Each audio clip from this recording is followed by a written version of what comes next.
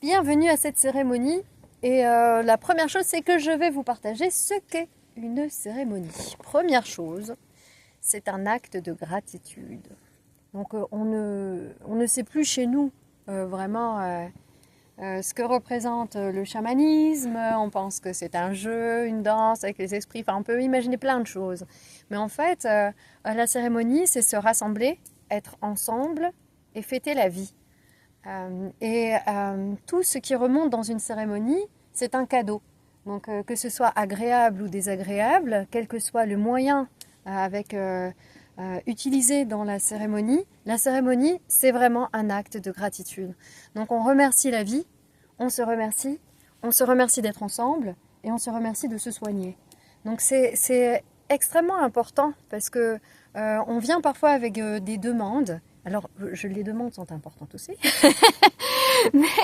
mais c'est la part féminine de l'être que représentent les anciennes médecines, le moment de la cérémonie. C'est-à-dire qu'on apprend à capter, on apprend à recevoir, on apprend à sentir. Dans l'acte de vie des humains, la plupart du temps actuellement, on fait, on perce, on projette, on concrétise. Et donc notre société, elle a un grand manque qui est capter, sentir, écouter. Donc la cérémonie, elle permet d'être dans capter, sentir, écouter et d'aller se prendre soin de nous, nous connaître à travers le fait de capter. Et donc la partie de l'être qui capte, c'est pas le mental. Le mental, il sait pas capter. Et donc dans notre société, le mental, il va tout le temps faire. Et on pense d'ailleurs que c'est nous, hein. Mais dans les anciennes médecines, le mental, c'est pas nous. Le mental, il a besoin de servir le grand nous intérieur, le grand moi, hein, qui en fait est censé être rendu visible durant la cérémonie. Donc, il arrive que pendant la cérémonie, ce moi intérieur qui est silencieux, hein, c'est pas le but d'une cérémonie n'est pas de voir plein de choses. S'il y a plein de choses qui se montrent, on a des compréhensions. C'est le mental, on pourrait dire, le plus fin, hein, le plus supérieur, le corps de rêve, on dit anciennement, qui vient s'exprimer. Mais l'objectif de la cérémonie, c'est la bonté du cœur. C'est se libérer les canaux, hein, les canaux subtils, même libérer les bouchons. C'est libérer tout ce que l'on peut que pour être cette bonté du cœur. Puisque l'humain qui est dans la bonté du cœur, en fait, ne va pas avoir il n'aura pas toutes les maladies en fait, qui créent un monde malheureux. Et quand le monde est heureux, forcément, hein, notre groupe a une énergie bénéfique qui donne la bonne santé. Ça, c'est le principe vraiment donc, de la cérémonie. Donc le corps mental, c'est ce petit vélo là, hein, qui tourne tout le temps, qui construit la vie, qui projette, qui s'inquiète, qui se met en colère, qui cherche la justice, l'injustice, etc. Hein, on le connaît extrêmement bien. Dans la voie du chaman, c'est un outil, le mental. Ce n'est pas le centre. Et durant la cérémonie, ce centre va venir se chercher en vous, inévitablement, au travers des chants, au travers de tout ce qu'on vit. Et ce centre-là, il est calme, il est silencieux et il est là tout le temps, pas que pendant une cérémonie. Pendant une cérémonie, on est dans un état un peu plus extrême de notre être, on est en retrait, ça se passe souvent le soir, ça se passe, donc on a moins de réflexes mentaux d'accroche, hein, on fait baisser le contrôle pour laisser apparaître en fait ce silence qui nous habite. Donc ça, c'est vraiment le cadeau en fait que peut donner la cérémonie. Donc pendant ces temps où le corps est en méditation, où le corps est en transe, qu'est-ce que le phénomène de la transe? Ça va commencer à bouger, hein, au niveau du système nerveux, au niveau vraiment neurologique. Ce mouvement qu'on n'explique pas, si on l'explique aujourd'hui parce qu'il est analysé scientifiquement, mais comment il s'induit, il y a plein de manières. Mais ce qui compte, c'est que ce mouvement-là va désorganiser ce que le mental voudrait organiser. Il va vraiment aller jusqu'au corps, au niveau physique, neurologique, faire bouger ce qui a besoin de bouger pour retrouver simplement notre écosystème intérieur naturel qui est notre santé, sous tous ses plans. D'accord? Donc c'est vraiment ce point-là que va amener la transe. Et donc pendant ce temps-là, ça peut paraître chaotique. On peut penser tout le temps au même truc, on a l'impression, non Sarah, j'ai pas vécu, tu sais, moi je me suis pris la tête. Mais si, c'était le moment où ça venait un petit peu bousculer. Mais c'est de se rappeler à ce moment-là, je vais pas contre. Donc, quand durant ces moments-là qui sont intenses, où le mental est fort, où ça raconte la vie, les inquiétudes, ou etc., ou même une émotion qui est forte, c'est dire oui, j'accueille. Je vous rappelle, une cérémonie, c'est le féminin de l'être, c'est j'accueille, j'absorbe, je reçois, je dis oui. Je dis oui, donc je reçois. Et au moment où on dit oui, c'est souvent le moment où ça s'apaise. Donc ça, ce sont des indications que je vous donne à chaque fois que vous avez envie de repousser un état, une sensation, un mouvement mental. Oui, j'accueille, c'est que c'est bon, c'est que c'est par là que ça se passe, c'est que ça se débouche par là, c'est que c'est libérateur pour moi. Ok? Donc, le principe même est de revenir au centre du cœur. Le cœur est l'endroit par lequel nous développons le corps émotionnel. Le corps émotionnel, c'est-à-dire ici le corps sensitif. Emotion, motion, mouvement. I, cette intelligence en mouvement qui est dans le cœur, qui est dans le corps et le cœur. Et donc ce n'est pas par mes visions de pensée mentale habituelles que ça va fonctionner, c'est en me centrant dans le cœur. Donc quand ça tic tic tic tic tic, respirez dans le cœur, respirez dans le cœur, pour revenir à l'endroit d'entrée en fait de ce moi profond que nous sommes. Donc tout le monde cherche le bonheur, on est bien d'accord. Si on avait une intention globale, on dirait être heureux. Et le bonheur n'est pas une action, c'est la manière de vivre les actions. Une cérémonie, c'est un moment où tout s'amplifie pour mettre en exercice notre manière de vivre nos actions. Je peux vivre toutes les actions de ma vie quasiment, il y a toujours des exceptions, on pourrait m'en nommer bien sûr, mais on est d'accord que 95% de nos actions peuvent être vues sous un autre angle que l'inquiétude, la peur, la colère, etc. Et c'est un travail de vie pour chacun, c'est un travail de vie que je mène tout le temps. C'est de toujours observer, et au plus vous allez là dans la cérémonie, au plus au niveau vraiment des neurones, ça va commencer à bouger, à pouvoir vraiment s'accompagner. Donc il y a un phénomène qui est physique, il y a un phénomène qui est émotionnel, il y a un phénomène qui est spirituel. Bien sûr mental, j'en ai parlé. Le phénomène spirituel du cercle sacré, c'est pour ça que je mets le mot sacré, il faut bien lui donner un mot qui le différencie de l'habitude, on va dire, il y a plein de formes de cercle. Sacré signifie qu'on va dans une certaine profondeur, et c'est bien le rapport au moi profond que je vais appeler sacré.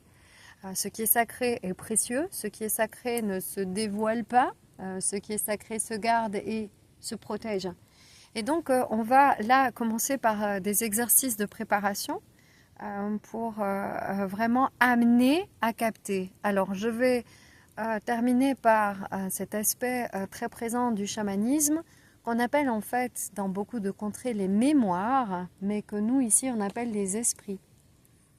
Pour pouvoir me rappeler, pour pouvoir avoir envie d'une banane, il faut que j'ai goûté un jour une banane. Ok ? Si je n'ai jamais goûté de banane, je ne vais pas avoir envie d'une banane. Ainsi, le chaman se dit, forcément on a goûté Dieu puisque tout le monde en parle.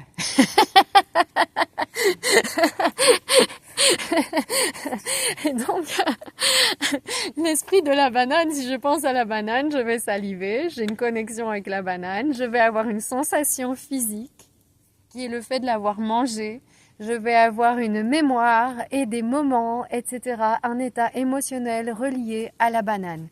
Ça, c'est être lié anciennement à l'esprit de la banane, vous comprenez?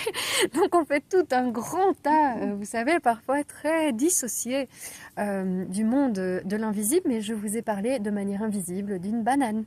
Et donc nous avons donc dans la capacité de capter, nous les humains, énormément de mémoire. La mémoire de la rivière, la mémoire de l'amour, la mémoire de la rencontre, la mémoire de la naissance, la mémoire de la mort. La mémoire, la mémoire, la mémoire. Et les mémoires, en fait, on peut les appeler esprits puisqu'on ne sait pas les toucher. Donc nous sommes un amoncellement de mémoire. Quand on parle de la trousse médecine anciennement, on dit « Ah, le chaman a sa trousse médecine ». Ben, c'est la trousse de ses mémoires, en fait. Et parfois, certaines mémoires sont visibles. Genre, on a une plante, on a un objet. Mais en fait, ce n'est que le support d'un esprit, c'est-à-dire d'une mémoire qui est active. Comment rend-on une mémoire active? On se met en relation. Donc si dans les retraites, on se met en relation avec une plante, eh bien, en fait, on développe une connexion avec l'esprit de la plante. Si je me mets en connexion avec une personne, avec je suis en connexion avec plein d'esprits, là. C'est des esprits humains, vous saisissez? Et donc, en fait, la capacité, nous sommes remplis de mémoire avant d'avoir été humains. Les anciennes médecines nous disent tu as été animal, tu as été végétal, tu as été minéral. Et n'oublie pas que tu es ange aussi, c'est-à-dire que tu es aussi cet au-delà de l'humain. Et que tout ça est dans tes mémoires. Et la capacité qui se développe dans la transe chamanique avec un peu d'expérience, c'est d'aller goûter ces mémoires, c'est de rentrer en connexion vraiment avec la vie de la nature, puisqu'elle est en nous. D'ailleurs, on le voit dans l'embryologie, d'accord, par où on passe pour devenir humain. Hein. Et donc, on a en nous, mais on ne sait plus comment se connecter. On ne sait plus comment communiquer. D'ailleurs, on ne sait déjà plus trop comment communiquer entre humains. Idéalement, c'est assez impressionnant. Et donc, c'est ça que va réhabiliter ces circuits de connexion, de communication. Donc, quand on parle de l'appel dans le chamanisme, l'appel aux esprits, en fait, c'est se rappeler nos mémoires. Se rappeler. Et pourquoi est-ce qu'on vient voir une personne pour le vivre et qu'on ne le fait pas tout seul? Il y a des personnes qui ont beaucoup de mémoire avec elles. On dit du chaman, il a beaucoup de mémoire. Ça veut dire il a beaucoup de médecine. C'est l'autre mot qu'on veut utiliser en fait. Hein. Non, mais ça dépend si on l'utilise pour soigner ou si on l'utilise spirituellement en fait. Hein. Le mot esprit, le mot... C'est ça qui est intéressant dans le cercle, c'est que tout se confond aussi. Et donc, je vais vous inviter à sentir que, en fait, au plus vous devenez capteur, au plus vous allez ressentir ces mémoires. Je ne parle pas des souvenirs. Les souvenirs sont des images que le moi enregistre. Le souvenir de mon enfance, le souvenir... La mémoire est sensitive. Donc là, je vous donne beaucoup d'enseignements et cette vidéo, elle est là pour la réécouter. Hein, vous pourrez la réécouter. C'est pour que vous vous rendiez compte à quel point on ne sait plus sentir. Sentir, là maintenant, je sens mes mains. Il y a une vie là. Et vous pouvez sentir la présence de vos mains. Et soudainement, cette présence de vos mains, elle va gagner, elle va aller vers les bras, elle va aller vers tout le corps. Et c'est là où on se rend compte, mais en fait, je ne sentais pas mon corps. Et pendant ces temps de chant, qui sont comme des activateurs de mémoire, hein, et ils sont là depuis des siècles, et puis ils sont chargés de mémoire, si vous voulez, hein, ils activent la mémoire. C'est comme appuyer sur un bouton, on allume les mémoires, hein, c'est à ça que servent les chants. Eh bien, tout le corps commence à se réanimer. Si je pense, je ne sens pas. Je ne sais pas faire les deux en même temps. Je ne sais pas. Et donc, le moment même où le sentir prend plus de place que la pensée, je reconnais d'autres choses en moi. Je découvre une autre personne qui est beaucoup plus proche du bonheur. Ok? Donc, on va, avec ces instructions, rentrer dans cet espace intérieur et vraiment comprendre, assimiler, je dirais, que ce qui manque dans cette société, et c'est pour ça qu'il y a des cercles, c'est la capacité de capter la vie, la capacité d'écouter, de sentir, sentire en italien, sentir la vie. Si je ne sens pas, je n'encode pas de mémoire. La mémoire est sensitive. Quand je vous ai parlé de la banane, j'ai salivé, c'est sensitif. Si vous pensez à du chocolat, il y a une mémoire, tac, tac, tac. D'accord? Ça, c'est une mémoire. Si vous pensiez au chocolat et que c'était un souvenir, il n'y aurait pas de réaction physique. Ok? Et donc les mémoires sont aussi les mémoires qui nous ont construits. Les mémoires viennent aussi nous enseigner ce qu'on devient, nous rappeler ce qu'on a oublié qu'on était. L'âme, c'est pas très compliqué. Je donne souvent cet exercice, et on va le faire après. D'où est-ce que ça vient que j'aime la musique? Je ne cherche pas de réponse. Je sens mon corps. Il n'y a pas de cause. Qu'est-ce qui fait qu'un enfant est attiré par la musique et un autre par la gymnastique? Qu'est-ce qui fait qu'on est attiré par une certaine personne et pas une autre? Qu'est-ce qui fait qu'on aime bien être dans la forêt? D'où est-ce que ça vient? C'est là l'endroit de ce moi profond du soi. Il n'y a pas d'origine à ça. Et c'est cet espace-là qu'on touche, là, vous sentez, hein, c'est comme si ça s'anime entre nous, c'est en train de buzz. Cet endroit-là, c'est celui du bonheur. C'est à partir de là qu'on va programmer avec le mental, si tout va bien. Mais si on ne le connaît pas, on programme à travers le mental. Et ça, c'est le bordel. Parce que si vous voulez toujours faire des compromis avec vous-même, bon, il faut programmer à travers de votre élan de vie. Et donc, comment je vais dans mon élan de vie? D'où est-ce que ça vient que j'aime être ici? Mais j'aurais pas de réponse. C'est une sensation, comme si ça libérait mon cœur, ça libère mon ventre. Tout se met en équilibre au niveau du système nerveux. Waouh, ça fait du bien. Il y a juste... Et donc, je pourrais pousser bien sûr la cérémonie plus loin qui est, rappelons tous les jours aux enfants que c'est comme ça qu'ils vont réussir leur vie. Et rappelons-nous que c'est comme ça. Et que si on ne l'a pas fait un moment, ben on se plante. On dit anciennement, on se plante. On s'opacifie un petit peu. Ça rentre dans la terre. Et que quand on le réécoute, on s'allume. Vraiment.